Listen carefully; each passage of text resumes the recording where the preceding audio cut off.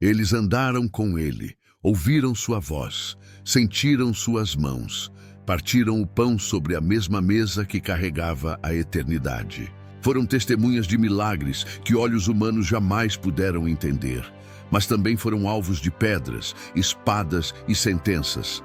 Não eram heróis, eram homens, com medo, com dúvidas, com sangue correndo nas veias e lágrimas guardadas nos olhos. Mas escolheram ficar, mesmo quando o mundo gritou, fujam. Eles permaneceram, mesmo quando a cruz parecia próxima demais. Eles seguiram. E o preço foi a própria vida. Hoje, quando olhamos para os apóstolos, os vemos como colunas da fé, nomes gravados em páginas douradas da Bíblia. Mas por trás de cada nome, há uma dor que ninguém vê. Uma dor que sangrou em becos escuros de Jerusalém, em prisões frias da Ásia, em cruzes invertidas, lanças afiadas, fogueiras silenciosas. Eles morreram por aquilo que creram, por aquilo que ouviram, por aquilo que viveram. Hoje, você vai conhecer o fim daqueles que começaram a igreja com a própria carne. Não para te assustar, mas para te lembrar que fé não é um amuleto, é um risco, é uma entrega, é um chamado para morrer todos os dias, mesmo que seja em silêncio. Mateus 16:24. Se alguém quiser vir após mim, negue-se a si mesmo, tome a sua cruz e siga-me. Você está pronto para saber o que aconteceu com os amigos mais próximos de Jesus? Então respira, porque o que vem a seguir não é bonito, mas é verdadeiro e pode mudar a forma como você enxerga sua própria fé. Jesus havia subido, o céu se abriu, a promessa foi feita e os homens ficaram sozinhos com uma missão que parecia impossível: ir ao mundo, pregar, batizar, morrer. Não sabiam onde, nem quando, nem como, mas sabiam por quê. O Espírito Santo veio como fogo, mas o mundo reagiu como espada. A fé deles virou ameaça. Suas palavras soavam como revolta. Seus passos eram perseguidos. Ser apóstolo não era mais andar com Jesus nas estradas da Galileia. Agora era correr de prisões, escapar por janelas, se esconder em catacumbas. Eles não tinham status, não tinham púlpito, nem microfone. Tinham apenas a memória viva de um olhar que dizia: ide. E eles foram. Jerusalém virou armadilha. Roma virou cruz. O império tremeu diante de homens sem espada, mas com uma fé que incendiava cidades inteiras. Cada passo era um risco. Cada pregação, uma possível sentença de morte. E mesmo assim, eles não recuaram. Porque haviam visto algo que ninguém mais viu, algo que nenhum império, nenhum açoite, nenhum decreto poderia apagar. Eles haviam visto Jesus, ressurreto, vivo, eterno. E diante disso, o medo perdeu o gosto, a morte perdeu o rugido, e a vida ganhou outro significado. Atos 5:41 diz: eles saíram do sinédrio alegres por terem sido considerados dignos de sofrer afrontas por esse nome. Alegres por sofrer. Essa não é a fé que vem de milagres. Essa é a fé que vence com cicatrizes. A fé dos homens que deram os primeiros passos numa estrada feita de sangue e promessas. Agora que você entende o clima, está pronto para caminhar com eles, um por um, nome por nome, dor por dor. Ele foi o primeiro a falar e o primeiro a cair. Impulsivo, intenso, coração de pedra, mas pés de barro. Pedro, o pescador que virou apóstolo, o homem que andou sobre as águas e depois afundou nelas. Aquele que prometeu nunca negar e na mesma noite negou 3 vezes. Mas foi também o único a chorar com tanto peso que Jesus o restaurou pessoalmente. Pedro não morreu naquela negação. Ali, ele nasceu de novo, porque a graça não termina na queda, ela começa nela. Depois da ressurreição, Jesus encontrou Pedro, não com repreensão, mas com perguntas. Tu me amas? Tu me amas? Tu me amas? 3 perguntas, 3 negações, 3 chances de recomeçar. Pedro foi restaurado e se tornou pedra, base, coluna. Foi ele quem pregou no Pentecostes. Foi ele quem enfrentou o Sinédrio. Foi ele quem curou o coxo na Porta Formosa. E foi ele quem, anos depois, seria preso por causa dessa mesma fé. Roma não perdoava desordeiros religiosos. E Pedro já era um alvo antigo. A sentença foi clara: crucificação. Mas Pedro, com humildade que só a dor forja, pediu: não sou digno de morrer como meu Senhor, que me crucifiquem de cabeça para baixo. E assim foi feito. O homem que um dia afundou terminou suspenso, de cabeça para o chão, mas com o coração firmado no céu. Essa é a verdade sobre Pedro, o apóstolo que caiu na negação, mas terminou de pé no martírio. Lucas 22:32. Mas eu roguei por ti, Pedro, para que a tua fé não desfaleça, e tu, quando te converteres, fortalece os teus irmãos. Ele se converteu e fortaleceu, com palavras, com lágrimas e com sangue. Tiago, filho de Zebedeu, irmão de João, um dos primeiros a seguir e o primeiro a morrer. A espada romana o encontrou ainda em Jerusalém. Foi morto por ordem de Herodes Agripa, não por crime, mas por pregar o Cristo ressuscitado. Não implorou por vida, não fugiu, aceitou a lâmina com a dignidade de quem já havia entregado a alma há muito tempo. Atos 12:2 diz, em poucas palavras, matou a espada Tiago, irmão de João. E a história segue. Mas o sangue dele não foi esquecido. André, irmão de Pedro, homem de fé silenciosa, foi ele quem apresentou Pedro a Jesus. E foi ele quem levou o evangelho para longe, para a Grécia, e ali foi capturado e condenado à crucificação. Mas não em uma cruz comum. André foi amarrado, não pregado, numa cruz em forma de X. Levou 2 dias para morrer. 2 dias suspenso, falando, pregando, perdoando. Dizem que ele morreu sorrindo, como alguém que já estava em paz com o céu. Tomé, o cético, o que quis ver para crer. Mas depois, creu tanto que foi até os confins da Índia para anunciar o nome de Jesus. Foi apedrejado e depois perfurado por uma lança. O mesmo que quis tocar as feridas do Mestre. Agora sentia as suas próprias. Mas em vez de dúvida, havia convicção. Fé amadurecida pelo fogo do arrependimento. Filipe evangelizou a Ásia Menor. Poderia ter escolhido o silêncio, a conveniência, mas escolheu a cruz. Foi pendurado e ainda pregou para os que o observavam morrer. A morte dele não foi apenas castigo, foi testemunho.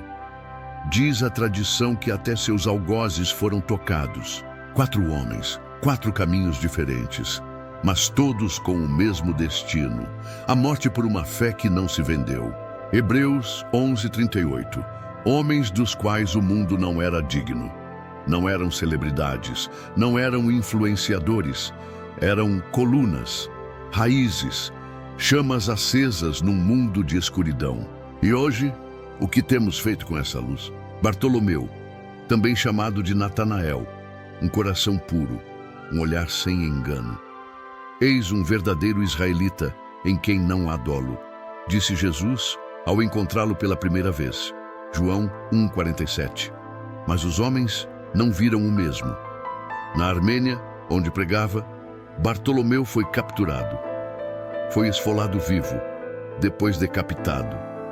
Sim, esfolado. Arrancaram-lhe a pele, mas não conseguiram arrancar sua fé, porque sua alma já estava em outra terra, e seu corpo já não era mais o que sustentava sua convicção. Mateus, o cobrador de impostos, o que foi odiado e perdoado, escreveu um dos evangelhos. Falou com reis, testemunhou com palavras e com o sangue. Foi morto por espada na Etiópia. Por quê? Por pregar o arrependimento, por dizer que há um reino que não é desse mundo. Morreu com convicção de quem já havia vendido tudo para comprar o campo da promessa. Tiago, filho de Alfeu, chamado de Tiago Menor, talvez porque falasse pouco ou porque aparecesse pouco. Mas Deus não mede pelo destaque, mede pela entrega. Tiago foi lançado do alto do templo, sobreviveu à queda e ali mesmo foi apedrejado até morrer. Entre as pedras, ele orava.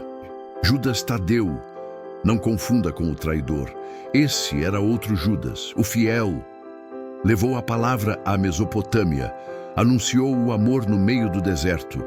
Foi morto a pauladas, golpes repetidos, não de argumentos, mas de ódio. E ainda assim, acreditava que o perdão era possível.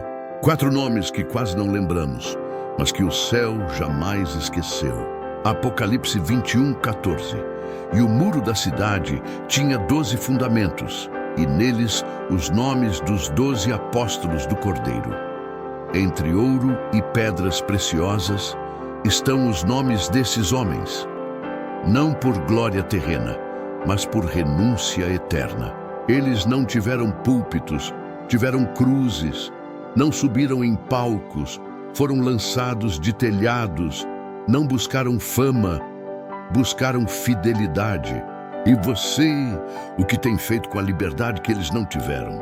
Simão Zelote, o homem do fogo revolucionário, chamado Zelote porque era parte de um movimento que ansiava libertar Israel pela espada, mas foi libertado pela cruz. Simão trocou a rebelião política por um reino invisível e levou essa mensagem até a Pérsia. Foi cerrado ao meio. O mesmo zelo que o movia antes, agora era pelo nome, acima de todo nome. Não morreu pela pátria, morreu por aquele que prometeu uma pátria eterna. Matias, escolhido após a queda de Judas Iscariotes, um nome que entrou no meio da história, mas nunca saiu do coração de Deus. Foi sorteado, mas Deus não joga dados, ele confirma chamados. Matias levou a palavra à Geórgia, e ali foi apedrejado, depois decapitado. Seu nome quase não aparece nas Escrituras, mas ecoa nos corredores eternos como um dos 12. João, o último, o discípulo amado, aquele que reclinou a cabeça no peito de Jesus, aquele que permaneceu aos pés da cruz, enquanto todos fugiam. Mas seu fim não foi menos doloroso. João foi lançado em óleo fervente, mas não morreu. Foi exilado em Patmos, isolado, esquecido. Mas foi ali que teve a visão do fim, ali que escreveu o Apocalipse.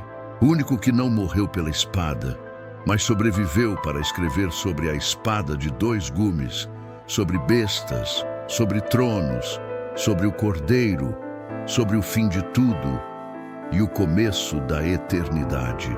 João, o último dos 12, viu todos partirem, enterrou amigos, sobreviveu ao tempo e viveu para ver a promessa sendo escrita, letra por letra, lágrima por lágrima. Apocalipse 1:9.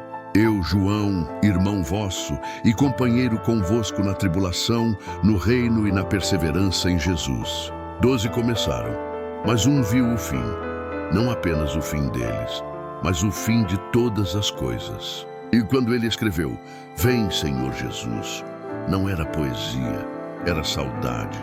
Judas, o nome que virou sinônimo de traição. Mas antes da traição, Judas também andou com Jesus, viu milagres, ouviu parábolas, dormiu ao lado da esperança encarnada. Era um dos 12, foi enviado em missão, pregou, curou, expulsou demônios, mas nunca foi de fato transformado. No fundo, talvez Judas nunca amou o mestre, apenas o projeto, a ideia, o status de seguidor de alguém poderoso. Ele queria um reino, mas não um rei crucificado. E quando percebeu que Jesus não cumpriria os sonhos políticos que ele mesmo projetou, Ele trocou a promessa por prata, 30 moedas, um valor suficiente para comprar um campo, mas insuficiente para comprar paz. Mateus 27, 3, 5. Então Judas, o que o traíra, vendo que Jesus fora condenado, arrependeu-se e, lançando as moedas no templo, retirou-se e foi enforcar-se. Não foi apenas a culpa que matou Judas, foi a ausência de arrependimento verdadeiro. Ele reconheceu o erro, mas não voltou ao mestre. Ele chorou, mas não se jogou aos pés daquele que perdoou Pedro. Há uma linha tênue entre culpa e quebrantamento, entre o remorso que paralisa e o arrependimento que restaura. Pedro também negou, mas Pedro voltou. Judas fugiu. Poderia ter sido perdoado? Sim, Jesus perdoou ladrões, adúlteros, perseguidores de cristãos. Mas Judas não quis ser perdoado e morreu com as mãos vazias, sem as moedas, sem o mestre, sem esperança. O campo onde caiu foi chamado de Aceldama, campo de sangue. Seu corpo estourou, seu nome ficou manchado para sempre. E talvez a maior tragédia de Judas não tenha sido a traição, mas o fato de ter convivido com a graça e nunca se rendido a ela. Hoje há muitos que andam com Jesus por fora, mas nunca se entregaram por dentro. Judas é um alerta, um espelho, um sussurro sombrio dizendo: nem todo discípulo é salvo. Eles morreram, cada um de forma diferente, mas todo com o mesmo grito na alma: vale a pena. Vale a pena perder tudo, se no final se ganha o céu. Vale a pena ser odiado, se isso traz luz onde há trevas. Vale a pena ser esquecido pelos homens, se o nome estiver escrito no livro da vida. Eles não buscaram glória, eles construíram alicerces. Por onde passaram, deixaram rastros de cura, palavras de vida, testemunhos que ainda ecoam nas ruínas das prisões, nas pedras de Jerusalém, nas praias da Galileia. Os apóstolos foram os primeiros a sangrar, para que hoje você pudesse abrir uma Bíblia com as mãos livres. Eles caminharam no escuro, para que hoje você pudesse ter luz. Eles não nos deixaram apenas uma doutrina, deixaram um exemplo, uma estrada, uma cruz sobre os ombros e a eternidade no olhar. Hoje temos liberdade, temos tecnologia, temos Bíblias em nossos celulares, mas será que temos a mesma convicção? Será que temos a mesma coragem? Será que estamos dispostos a viver com a mesma entrega com que eles morreram? Romanos 8:36. Por amor de ti somos entregues à morte o dia todo, fomos considerados como ovelhas para o matadouro. Eles não reclamaram, não negociaram, não se esconderam, eles entregaram. E agora? A fé que nos alcança é construída sobre os ossos desses homens. Cada versículo que lemos, cada culto que frequentamos, cada oração que fazemos em liberdade, tudo isso é porque alguém um dia decidiu não negar o nome de Cristo. E o que você vai fazer com esse legado? Vai guardá-lo numa estante ou vai carregá-lo no peito como uma chama viva? Eles não foram perfeitos, mas foram fiéis. Eles erraram, mas voltaram. Eles caíram, mas levantaram. Eles não desistiram e por isso você está aqui. Eles deixaram tudo. E no fim, até a vida, por um nome, por uma cruz, por uma esperança invisível que arde mais forte que o medo. Morreram longe de casa, alguns longe até do reconhecimento, mas nenhum deles morreu longe de Deus.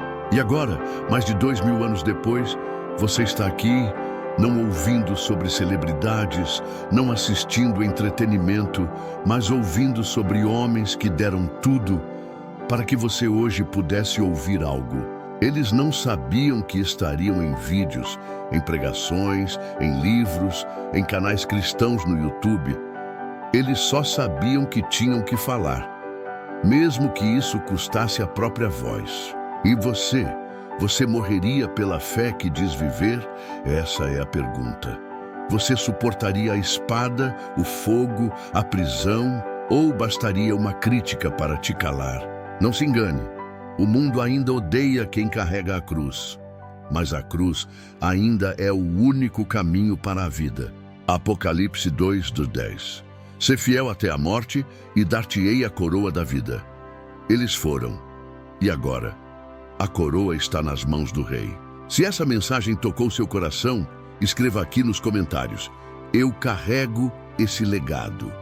Não é só uma frase, é um compromisso, é uma semente. E compartilhe esse vídeo com alguém que esqueceu o valor da fé. Com alguém que precisa lembrar que seguir a Cristo não é sobre conforto, é sobre convicção. E se inscreve no canal. Aqui não entregamos religião, entregamos verdade, verdade que arde, mas também liberta. E lembre-se, todos os dias postamos shorts com mensagens rápidas e espirituais, para que mesmo no corre da vida, a sua fé não esfrie. Nos vemos no próximo vídeo, ou, quem sabe, quando os mártires forem reunidos diante do trono e as lágrimas forem finalmente enxugadas.